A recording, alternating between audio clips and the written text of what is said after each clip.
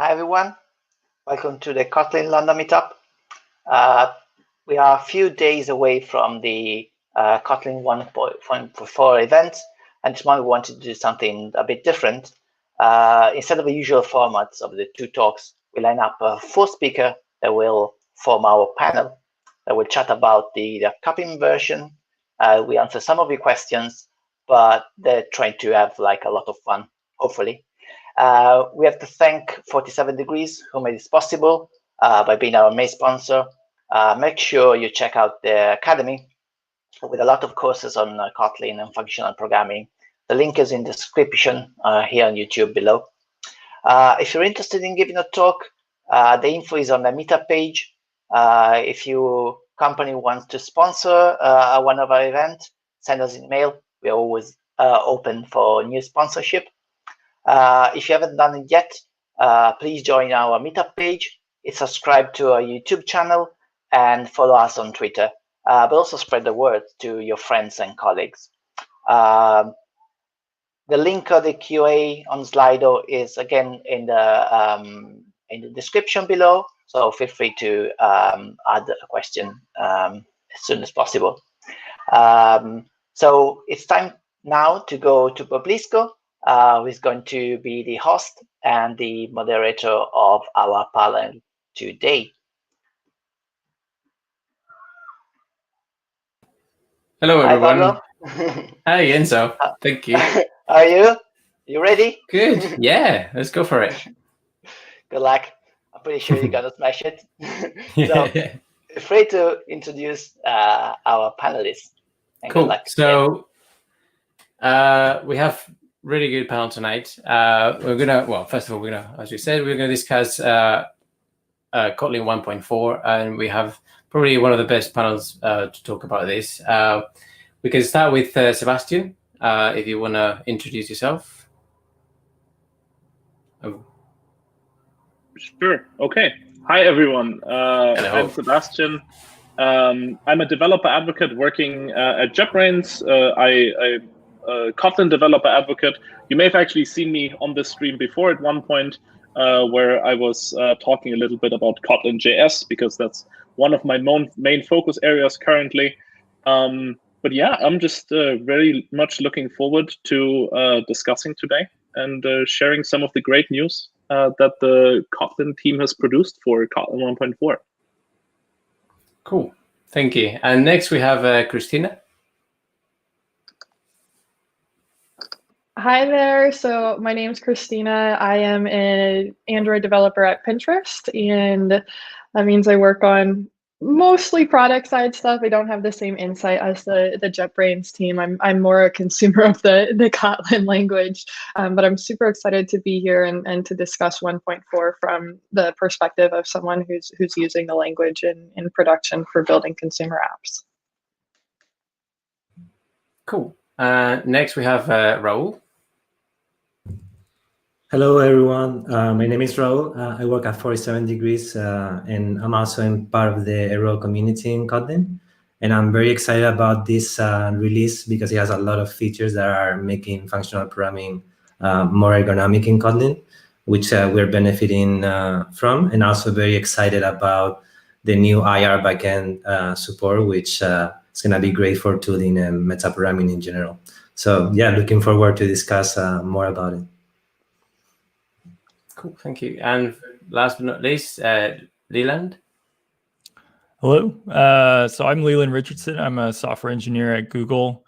And in particular, I work on Jetpack Compose on the Compose compiler plugin, which is a Kotlin compiler plugin. And I'm really happy to be here. I think this is a great panel. A lot of really familiar and talented faces here.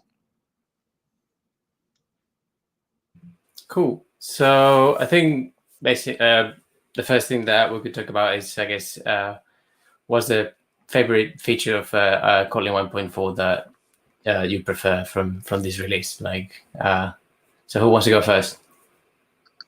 Can I take the easy one and go with Sam?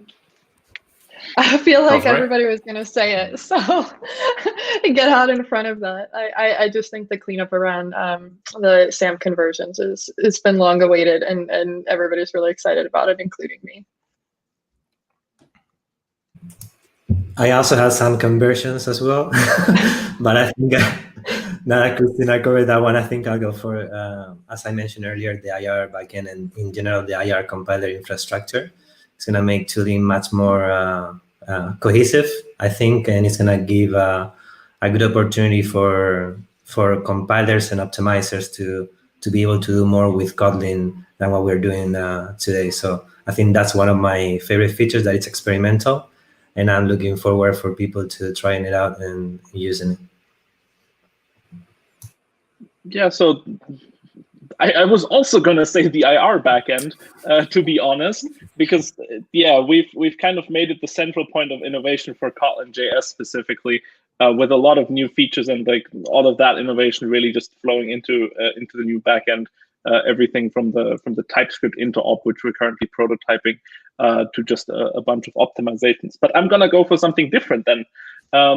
And it might be a small feature, but I really like the addition of the double-ended queue of the deck. I just think that's a very neat data structure to have in the standard library. And, yeah. Well, now I feel like I got the short straw here. Now all of the things that I was going to pick were already chosen. Well, I'll just say a few more things, because I think, so one, the function interfaces, which is what people are referring to, the SAM conversion, really, I think is pretty great, and maybe for a reason different than other people, which is this actually really helps a lot of the APIs that we have for Compose to avoid boxing, because basically we were a very Lambda heavy API. And if you have like ints or any primitive types that are part of your Lambda signature, you're essentially guaranteed to get some boxing there. Whereas the function interfaces really help you avoid that. So I think that's really great.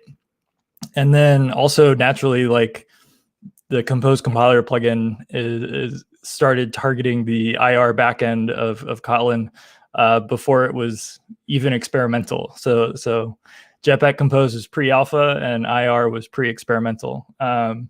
So that being sort of a more officially blessed part of the compiler is obviously a really big step for Compose, and I'm excited about that. I like that you said very experimental there, because I think actually also with Kotlin 1.4, we've introduced the new stability levels for Kotlin as well. And as far as I know, very experimental isn't a part of that, but it's been a lot of discussions about people wanting to call things incubating or maybe super experimental or something like that. Yeah. Ongoing discussions. I just remember when we were working with our own sort of private version of Kotlin, where we added the use IR flag compiler argument. And then when we had to rebase, and then you finally added the use IR flag yourself, and like, oh, now we've really reached a real level of stability when they actually added a flag to turn it on. Yeah. I'd like to mention also about functional interfaces. A nice property, as Leland mentioned, we discovered for Arrow, is that because they have this ability to materialize a class instance automatically for you when you provide the declaration. This has the property that also unlocks a new way of polymorphism in Kotlin that people are not really aware, which is you can declare a functional interface that matches the signature of something like list map or set map or any of these other concrete functions. And these polymorphic programs can be made concrete just because of the shape of the functional interface when it comes to like a concrete implementation from one of these data types. So there is more to them than I think we originally anticipated, and we are very happy to see these patterns and things coming to Kotlin, and that's another nice property. I'm surprised that there was no mention of the type inference, the improvements to type inferences. Yeah. And also, I want to give a shout out to my favorite small addition to 1.4, which is like the set of not nulls being added to the standard library, because I can't say how many times we've done that exact operation in our code base. And so the fact that that was added to the standard lib is like very excited. I can't believe we all managed to actually successfully dance around the trailing commas. Is that a dance? This was my question. Who doesn't want this feature? True, true. But apparently it's not good enough for anyone to pick it as their favorite, so. Oh, I would have. I should have. Hindsight 2020. I love this edition. I'm so excited. I'll pick it as my favorite, I think. Yeah. Cool. So like we've talked about Compose, which is going heavily on the new backend of the compiler. So does anybody have any insights on how that helps with the whole process of Compose? That'd be quite interesting. Sorry, how the IR backend helps? Yeah. Yeah. So I mean, does someone else want to wait? Yeah, I was just thinking it would be a major troll if Leland decided he didn't want to answer this one. Nothing to add here.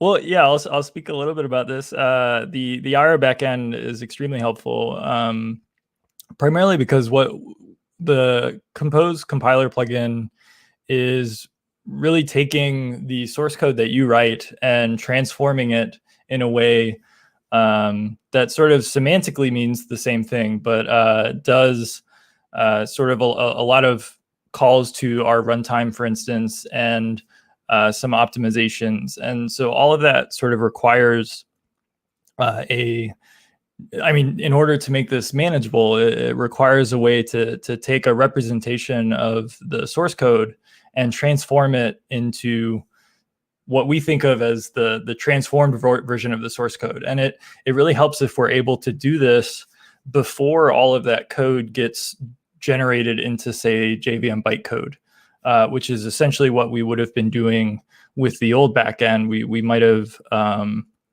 done some transformations using the ASM library or something like that. But with the IR backend, which for anyone who doesn't know stands for intermediate representation, which is a common things for compilers to do, is to transform your source code into an intermediate representation and then perform operations on that and do what we call lowering, where it takes that intermediate representation and kind of continually lowers it into more and more kind of fundamental or primitive things, which can then more easily be turned into whatever backend target you are targeting, such as like JVM bytecode or LLVM or whatever it is. And so what the Compose compiler plugin does is almost our entire work is done essentially as the first lowering that your code goes through. And it takes a tree of IR, which is like your source code, and transforms it into something that's kind of like the source code that you would have written had you done everything, very manually to communicate with our backend. And so this is just it makes doing this type of thing so much easier than it would have been with the old backend. Cool. So I guess you mentioned, for anybody that doesn't know, compiler plugin, it's kind of similar to kind of like what annotation processing used to do, but like in steroids, right? So anybody want to add a bit extra about this? Sure. We've been working on compiler plugins, and basically the ability that you get is you are able to subscribe to multiple phases of the compiler. So while in a code generation style annotation processor, what you're doing basically is you get through analysis, you get some Java stubs or some Kotlin metadata with representation of what your program is. And from that, you can generate further sources, which then get type checked, compiled, and all over again. But with a compiler plugin, you have the advantage of, depending on the kind of action that you want to perform in your plugin. It might be just a code transformation, like Jetpack Compose is doing in the IR backend, or it can be potentially a source code transformation if it doesn't require type checking, where you're just adding new nodes to the tree, like many compiler plugins like Dagger style do. And there is also the option to hook up into other phases like resolution, call, which give you a way to check and validate your program in other meaningful ways. So basically, I would say a compiler plugin is always going to be faster because it works with the compiler in each one of the phases. So there's no rewinding and no complex handling of that complexity. And in another side, is always more dangerous because then you're now coupled to the compiler version that you're working on, and any minimal compiler changes can potentially affect you until we have public compiler API for plugins. Because at the moment it's non-supported officially.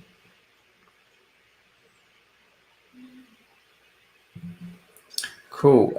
So we were talking about also the backend of the compiler, which is basically what you don't see, right?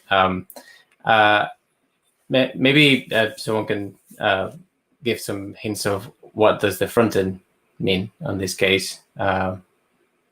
Anybody? Well, I'm not a compiler expert, but I know that the front end improvements that are coming are going to affect like end users quite a bit by helping our experience in the IDE. So I'm personally excited for that next phase. I know a lot of the back end changes are being talked about right now because they deserve to be talked about. Like they're a huge step forward, but I'm personally looking forward to like the speed and reliability of like the end user experience in the IDE with the front end changes that are also coming. Something I'm very excited to for these changes to come is the actual new road that JetBrains is taking regarding being more transparent about releases and what's to come. So we have this new roadmap, which is amazing. We looked into it, and there is a lot of exciting features that have been done in research, and that they show up there, like multiple receivers down the road, and things that will make modernize Kotlin and make it even more powerful than it is today. So this is, I think, great for the community because it helps us, plan out the releases of libraries, plan out the features that we can depend on, potentially turn those experimental to become early adopters. So I think in general, the 1.4 release, it's not just the backend, or it's all these features that are most of them even part of the new front end or the new abilities, things that Kotlin is going to be able to do. These are, great for any community, and now having this new tooling for both mobile and JVM and all these different, and JS and all the platforms coming from the IR backend and from the IR frontend as well. So there is a lot of opportunities to do cool things that before were not possible because we were, still experimenting what was possible on each platform and bringing this together. Yeah, we've really tried with the roadmap, and I think in general as a team we're trying to be even more transparent in the way that we develop the language and the way that the community is involved in it. So yeah, I think the roadmap is probably the biggest visible step, but also the way that we kind of organize internally is of course also affected by this, and I think that in the end the community will greatly benefit from the change of just more openness and interaction in this part as well. Cool. So I guess another interesting topic is the coroutines and flows, and what's kind of what you're excited about in terms of coroutines coming with 1.4 and asynchronous solutions. I mean, I'm gonna go a little exotic here, but again, that's kind of from my background from Kotlin JS.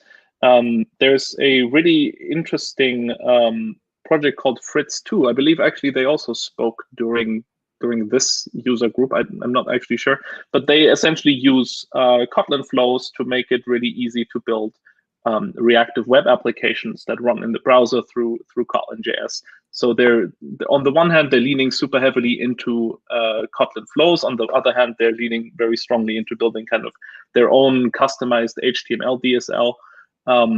And I just think that's one of the very exciting, maybe a bit fringe, but one of the very exciting things to see how this is already being used.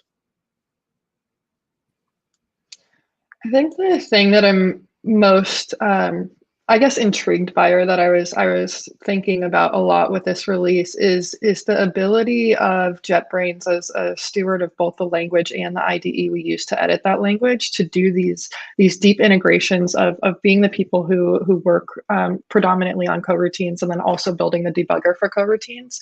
That's just a level of cohesion that it's very hard to find in other areas because you have to have that vertical integration. And so I was thinking a lot about how this affects us as end developers at my company or others. And I think that there's been a lot of conversation around RxJava versus coroutines. And it's gone both ways, but one of the things that's very difficult for us with RxJava is debuggability. Like this is a very sore subject that we go around with because it's hard for us to manage. And so I think that this new work around debugging coroutines can actually just be one of the killer features of coroutines that it's going to be difficult for anybody else in this space to catch up with because they don't usually have such a heavy influence in both the IDE and the language. I'd like to add to the point of coroutines, and because there's the point of other async solutions. So there is a misconception, I think, in general in the community that coroutines or what's a coroutine or a continuation is Kotlin X coroutines specifically, which is a library in the Kotlin X side of things. But the standard library is what has like the suspension support. So my biggest power of coroutines that has come in this release and the evolution of coroutines is like we have now a system in the standard library with 2 or 3 primitives that allows us to build delimited continuation style programs. And because we had such power, this implies that it's not just Kotlin X coroutines, it's the power of suspension over indirect style or something, or the power of suspension versus what you would do in Rx or what you would do in any wrapped style data type. And I think the win and what really should make people decide to go with the suspension style, regardless of the framework they use, is because the compiler already optimizes for that style. That is, the compiler, it's gonna optimize the loop of your program, specialized to your functions to make sure that those are fast versus what you will have with something like Rx or some other framework in which you always have to refine to a data type, interpret the data type, and do a lot of other things to keep control of this stream or this single or whatever.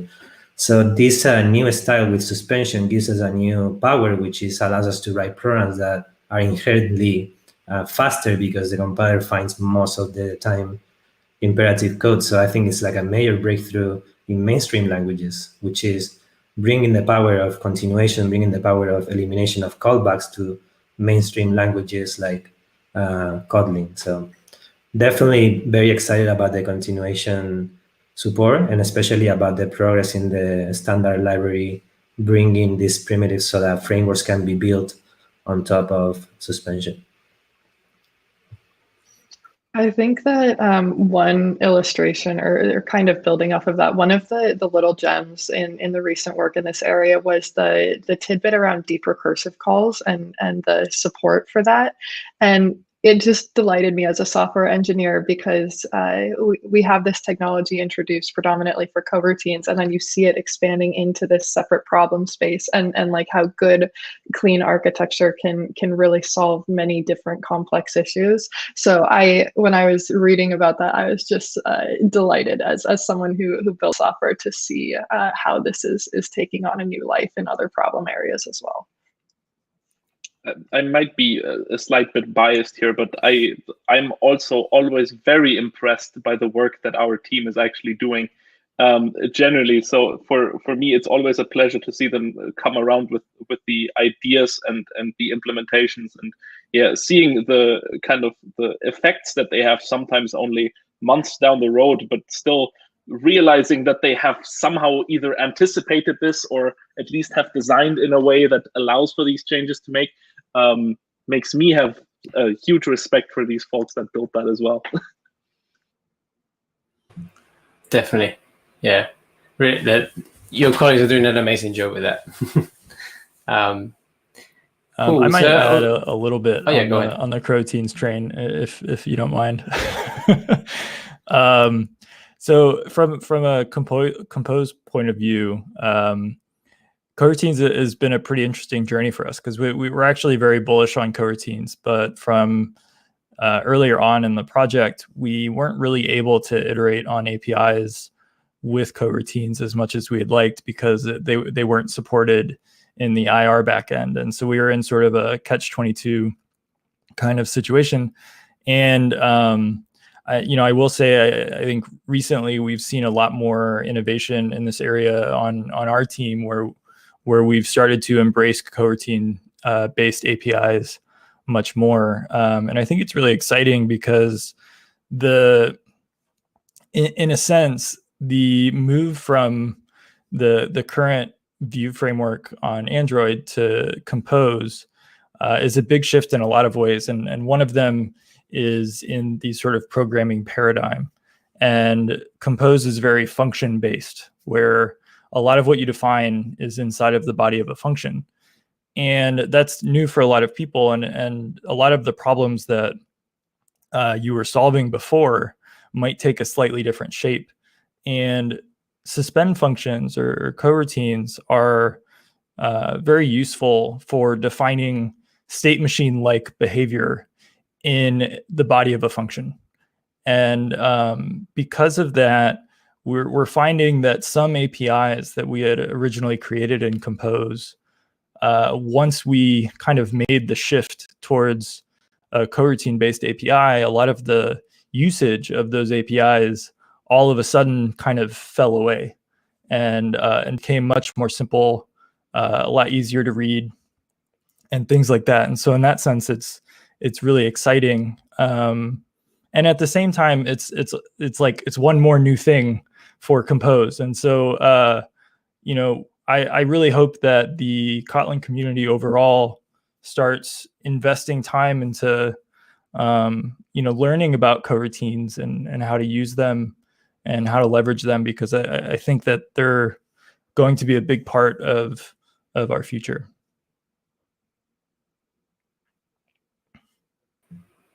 Cool. Yeah. So I was just thinking that we have quite a diverse panel, like from JS, Android, some backend, which is really cool. And I was thinking like what every one of you think about whether reactive programming is kind of getting more expanded, because back with RX kind of like gave it the push into Android, and now with Coroutine it's kind of like getting to the next level. So any thoughts about that? I mean, the web world has, I feel, very much embraced this, especially just in kind of the part of React, especially, I guess. And of course, the same way, since we, as far as I know, only provide official wrappers for React as a framework as well. That means if you are doing web development with Kotlin, likely you are going to write like React code as well. So yeah, and I'm all for it. It feels clean, it feels manageable, and I assume a lot of people agree with that assessment, as opposed to mutating things all over and trying to manage state on your own. Yeah, I don't know if I have much to add here, because in my perspective, this is clearly where the industry is going now. And what I don't know is, will it end up being something that in 10 years we say like, oh, microservices or something, so where we are right now, definitely seems clear that we're trending in this direction. Whether that's going to be scalable in the long term is left to be decided. I am currently, I can share, working on writing up a proposal for refactoring an element in our app that has shared state, like the common pitfall, shared global mutable state. So I know that this is a real problem, and I do think that this solution is working and has helped us in the past. But yeah, I think time will tell. I don't know, because I've been wrong about so many things in the past. Yeah, so I think Christina brings up an interesting point, and I can always imagine. I mean, I think one of the interesting things right now is that we're approaching a point in time in the industry where it would be a bit strange for a developer entering into the field that wanted to build a user interface of some sort to not choose some version of this that uses a declarative component-based sort of model. And I use that word because I think React kind of pushed people into, and sorry, I think the name of the library React pushed people into thinking that building things with React was reactive programming. And I feel like they're not quite the same thing, and that the term's sort of been co-opted in a lot of ways. But what I think is going to be interesting is as we enter that point in time in the industry, we're going to have people that have never learned the sort of old way, or whatever you want to call it. And I can just imagine in like 10 years, some engineer just like, tapping, the person next to him, be like, what if we had this object and it was a view and we could just mutate it? and then there will be all these people that are like, oh my gosh, that's a huge innovation. Why didn't we ever think of this? And it will be interesting to see how these sort of cycles, happen in the industry. And I could totally see some things like that happening. But as it happens, you sort of, the pendulum swings, but unlike an actual pendulum, it never goes all the way back to where it was. And so I think it'll be interesting. All of the new frameworks that we're seeing are kind of being imagined in, with the current collective memory of the industry, and the collective understanding. But as we spend the next, however many years really learning this paradigm and learning it well, we're also going to learn the pitfalls of it really well as well. And so wherever we end up, it'll be something that is based on the experience that we are going to get over the next few years. And I think it's really exciting that we have some of the biggest companies in the world investing entire teams on really figuring out how to make this paradigm work well. And I'm just really excited to see what happens with that.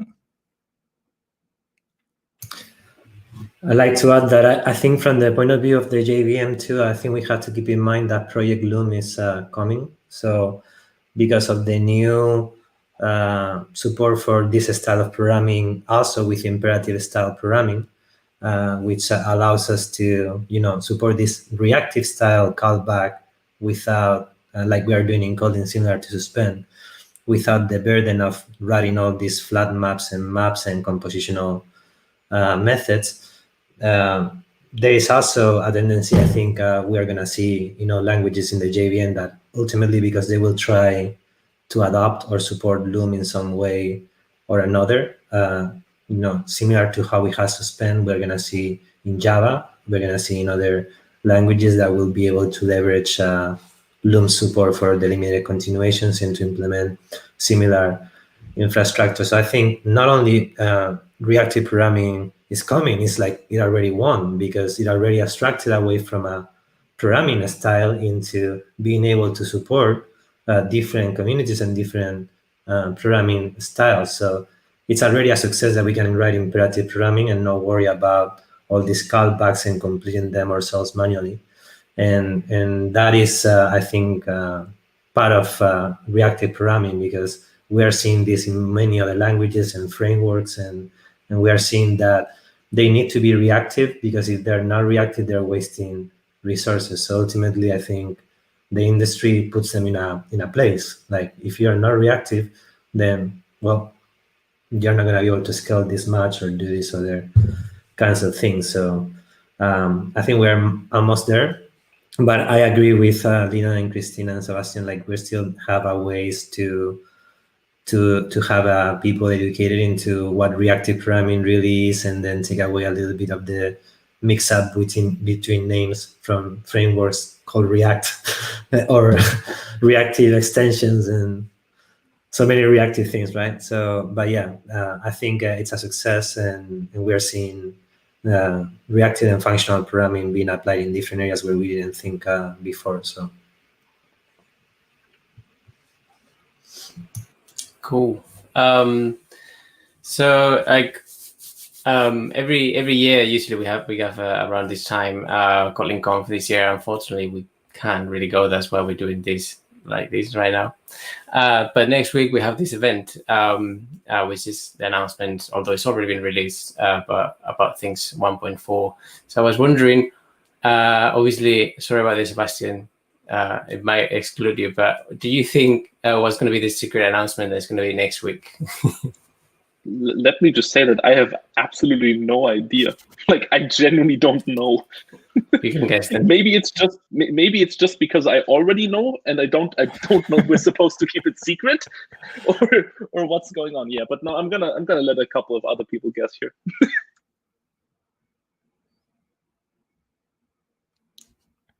Leading commas. Yeah, there you go. Yeah, I got nothing here. Honestly, I want the announcement to be that Kotlin Conf is coming back, but that's wishful thinking. In lieu of that, I'll accept giveaways of puppies or free pizza.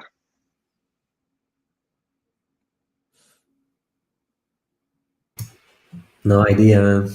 No. Okay. Well, before we go into questions, I guess quick one. Is there a, hopefully, well, maybe quick, maybe not, but anything that you wish that was released in 1.4 that wasn't released? The IR backend. I was gonna say, I wish the IR backend for JS would be stable. Yeah, but I'd rather we do it right than we rush it. I do have one thing here actually, is and there's a whole slew of reasons, and it was the right decision and everything, but inline classes are something that we're very excited about, and in light of Valhalla, which for those who don't know is sort of an attempt for a similar feature to be added to the JVM. It makes a ton of sense for Kotlin to keep inline classes experimental until those features of the JVM are locked in, so that we can make sure that it's all compatible.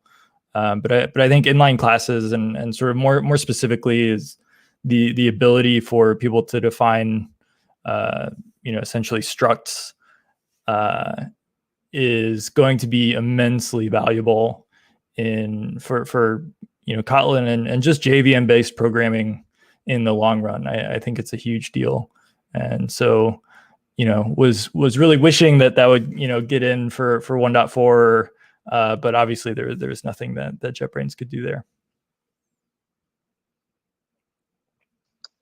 Yeah, plus one to that. That's also something that came to mind for me. It's hard to complain about this release because so much was done here that asking for more just seems unfair. But I did notice that one of the things that didn't get any mentions was custom contracts, which also in 1.3 came out in an experimental, I think, version, and didn't see any updates for that. So I think, and there's also like quite a bit of, I think, eagerly awaiting anxiety about having a compiler API that's stable. That's like much longer term, and there's very good reasons for that not to be here now. But when I think about what we talk about in groups, a lot of people I think are just eagerly awaiting the point in time where we have like a stable API for compiler plugins. I'd like to add on the note of smart contracts. While they haven't, we don't have yet a full system for smart contracts. The compiler team is working on it. I actually had a couple of meetings with them where I learned some of the initiatives that they were doing, and we presented some of the use cases we had in AeroMeta for analysis of the data flow that would impact potentially smart contracts, making them smarter, with the idea of having this language of contracts to potentially do more logical than just checking than just nullable types and booleans, to expand it to potentially other more powerful, and also learn that they had other contracts and other strategies going on that were very useful regarding exceptions and other features of the lang. So I think while we still don't see that fully materialized in user code, we're gonna see it down the road, and it's gonna be really, really nice, because they're trying to, I think, making it right rather than just rolling out with a few smaller features. So looking forward to that as well.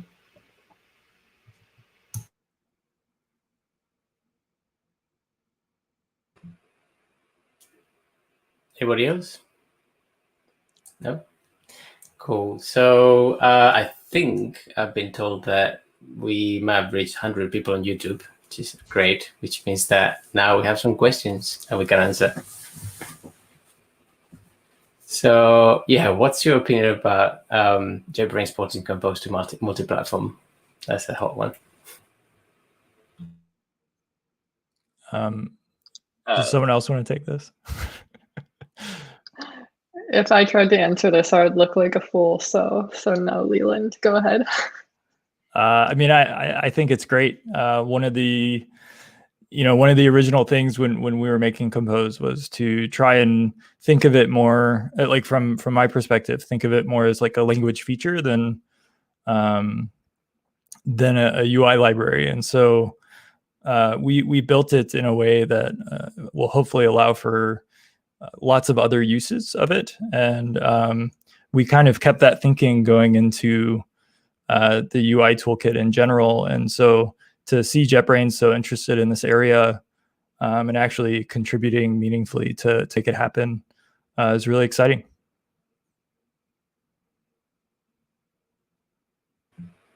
Any other thoughts that people is allowed to say? Cool, we'll go with the next one then. So this one is for Sebastian. So yeah, are you expecting Kotlin to be always linked to Kotlin React, or once Jetpack Compose, I guess it goes with the previous one, is available web, will we still be needing to have Kotlin React? This is a tough question, and I think it's less of a technological one than it is of an ecosystem one, because React has the big advantage of having like huge component libraries that already exist, a lot of pre-made stuff, which if you're not familiar with the environment, you can still kind of glue together something rather quickly and still get something very nice. We will have to see if Jetpack Compose lands on the web, whether that can essentially replace this. So the question is, will we still need Kotlin React? You don't need Kotlin React right now. There's already a bunch of other frameworks. There's KWeb, there's Fritz 2. You can just write your own or roll your own, I guess, if you want to. But yeah, at the end of the day, it's gonna come down to I think the ecosystem and what you really need. If you need the off-the-shelf components, or if you're building everything from scratch, that kind of changes on how you have to evaluate your choice as well. Cool, thank you. So I guess the next one is targeted at Raul. But anybody else feel free to answer. So could you tell us about how arrow effects and Kotlin coroutines relate, and can we use them together? Sure. So basically, arrow effects is an alternative runtime for suspension. And the main difference between Kotlin coroutines and arrow effects is that arrow effects follows mostly a lazy style design.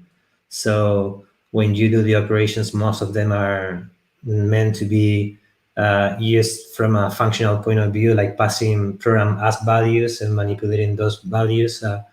Whereas I think Kotlin Coroutines is more to be kind of like a lightweight future style framework where they offer a lot of concurrency and asynchronous style data types and machinery, for example, flows, state flows, things like that.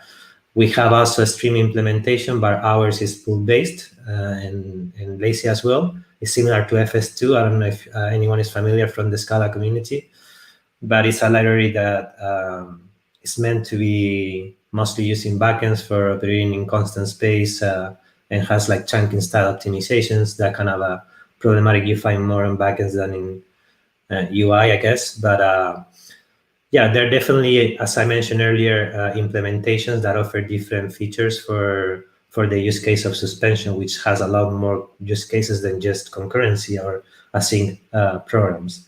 So these they're fundamentally can be used for the same thing, and they also can interoperate. For example, if there is some data type you like from Arrow and you're using Kotlin Coroutines, you can use them together. At the end of the day, they're just suspend functions. And they have also lifecycle integration points to integrate with cancellation, since the cancellation semantics might be different in different implementations.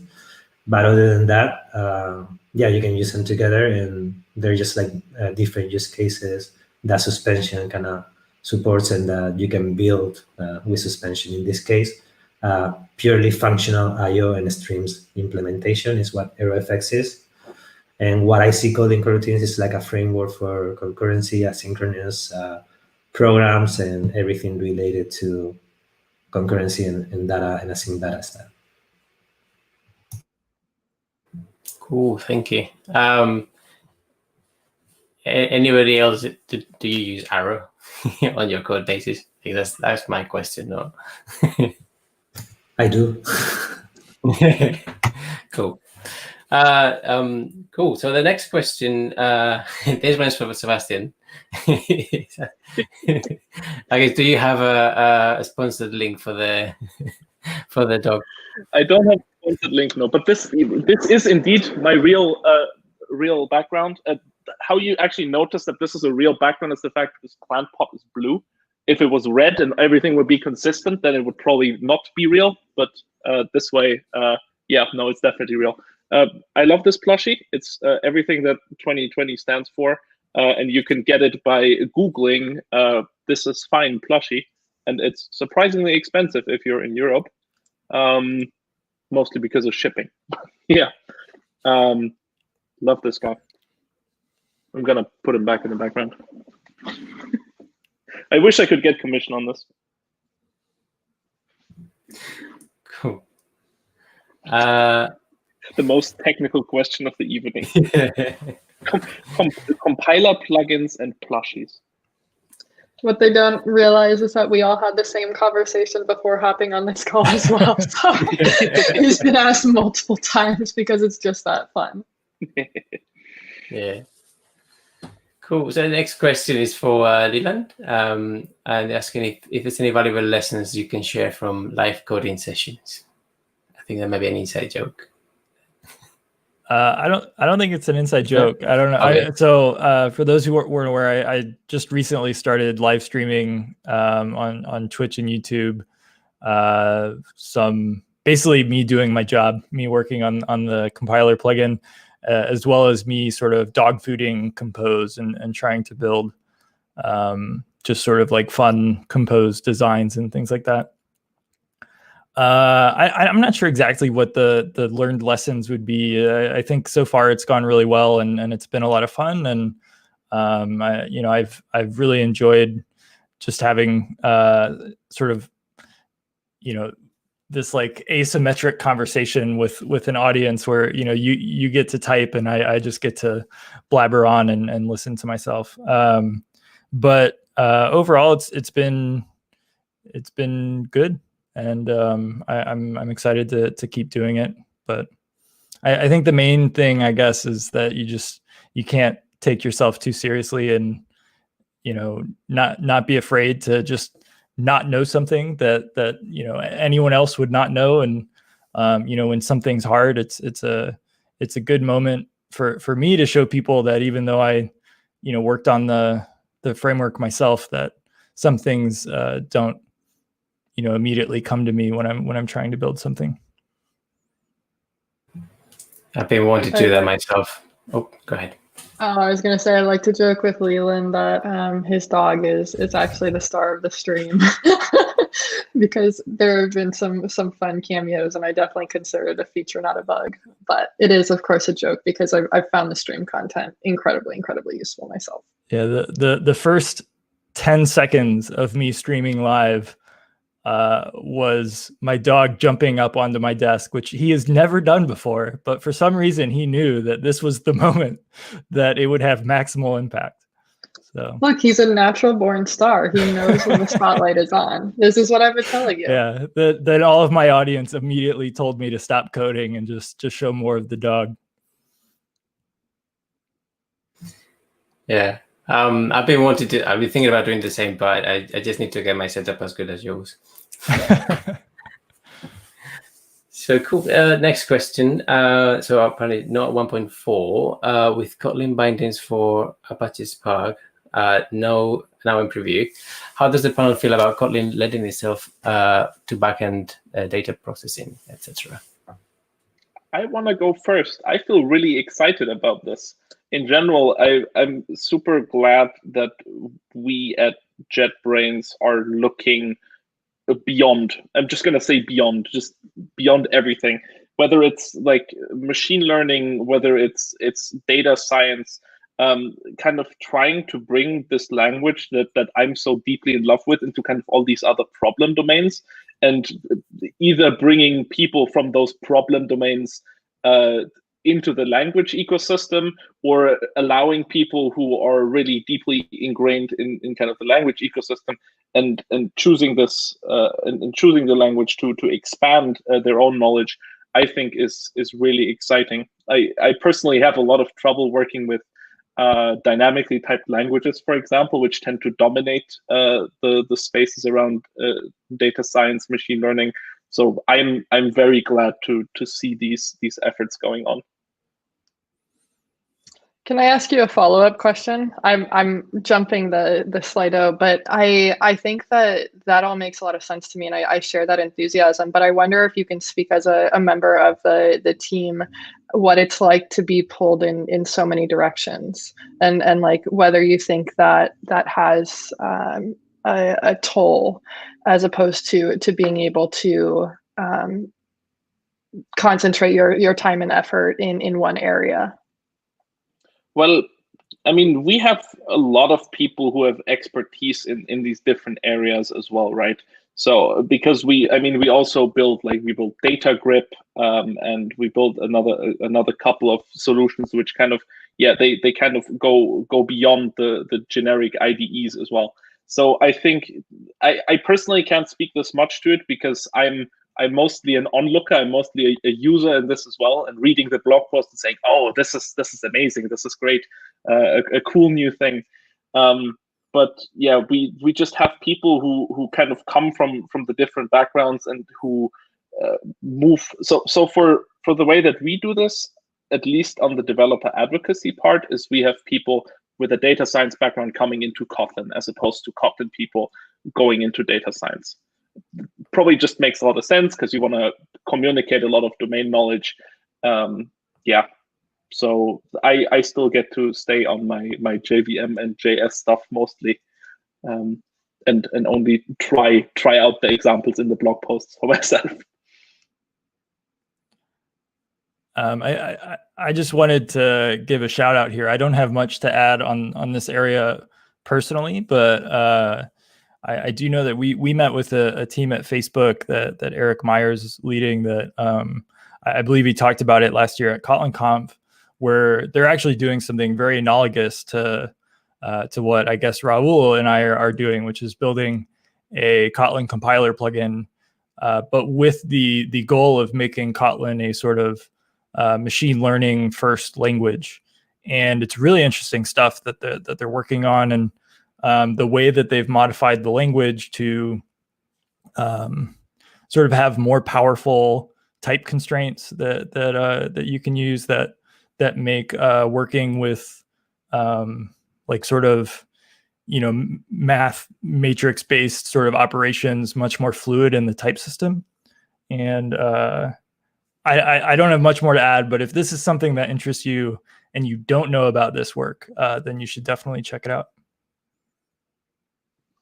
I do think that there's something there. I was thinking along those lines, Leland, that when you look at what's going on with the concurrency in like the Kotlin multi-platform mobile stuff, you see call outs to the fact that we're going to get better operations around immutable data as a result of this work with KMM.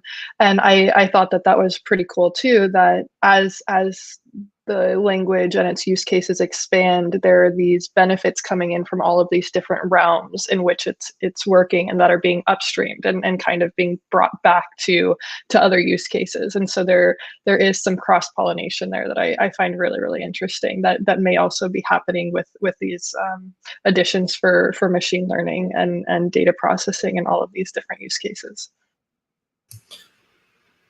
I think also in the space of data science is worth comment like Kotlin features for receiver functions and for building DSLs with omitting the receiver and letting you basically access object notation without prefixing.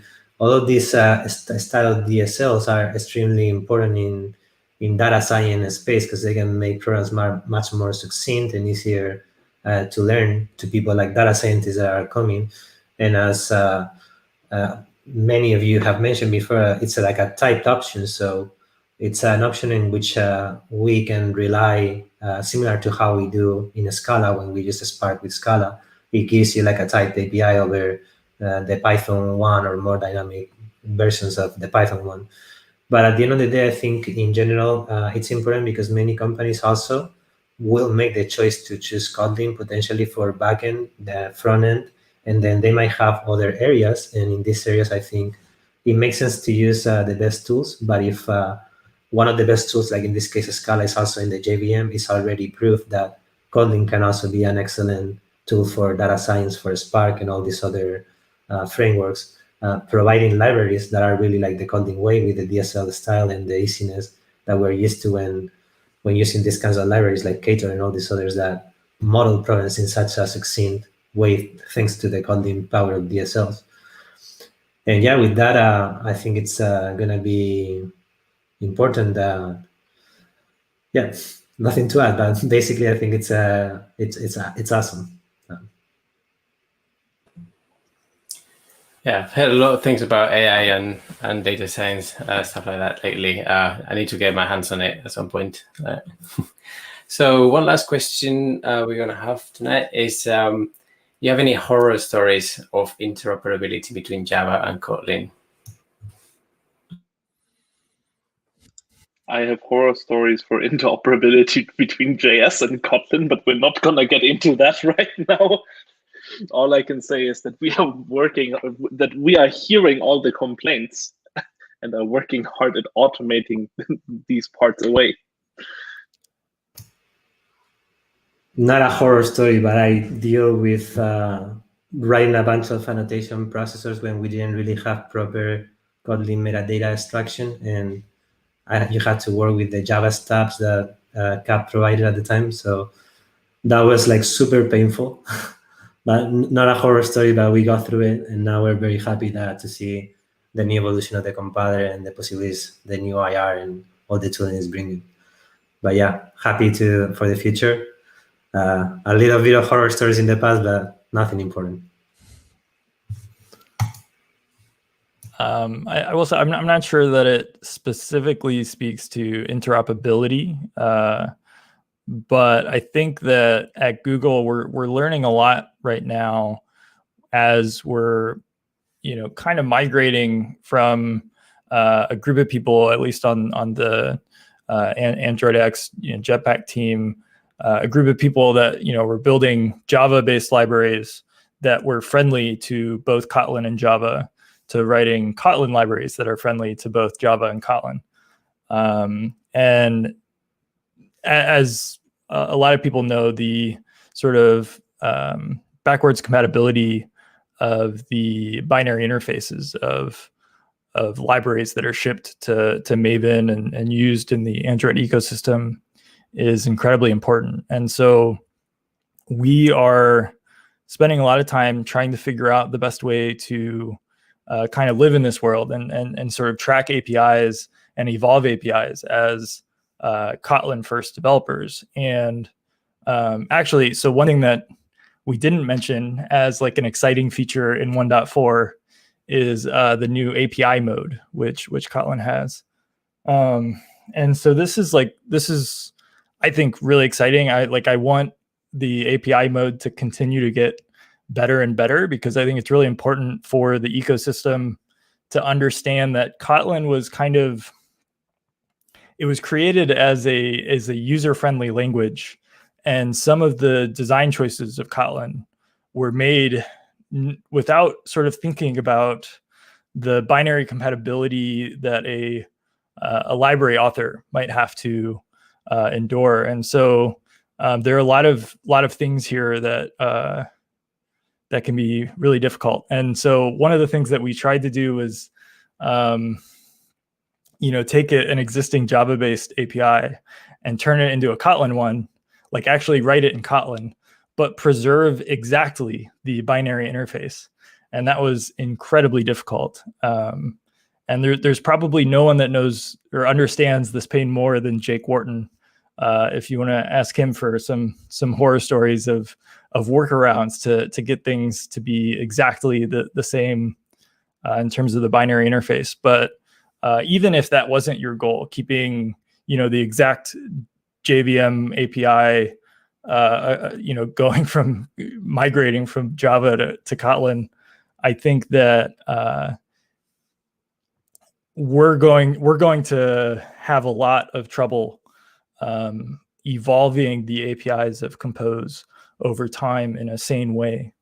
And I'm really hoping that more time can be invested in the API mode for library developers to make that easier. So.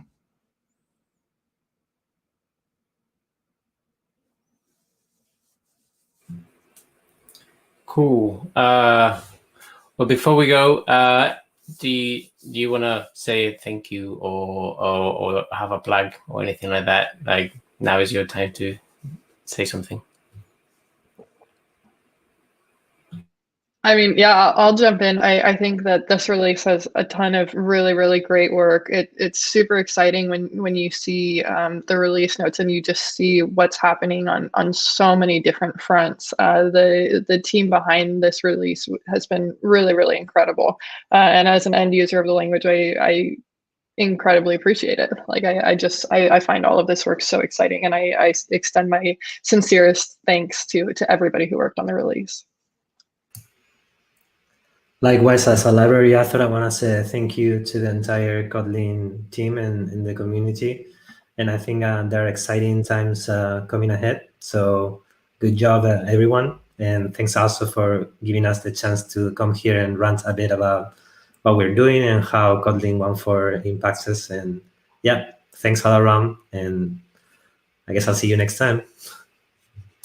Yeah, I can only echo that. I'm very glad that even in these times, we still manage to get together as a community and share content, and I don't know, just have a good time so that it doesn't get too lonely, and we still stay up to date with everything. So yeah, thanks for providing this platform, and of course, thanks to everyone who tuned in as well. Yeah, and I'll just take this opportunity to publicly thank JetBrains for all of. I mean, there's really an incredible amount of collaboration that Google has had with JetBrains throughout the whole development of Compose, which has really been a multi-year effort. And 1.4 was just a small part of that, but it's been really awesome to work with JetBrains, and just there's a lot of give and take in both directions, and I really appreciate that. Cool. Thank you all. It's been amazing. Hope you all have a great evening and a great day depending on where you are. And see you soon.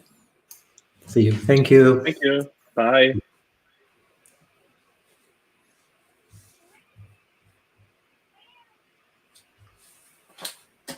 Oh, shut up.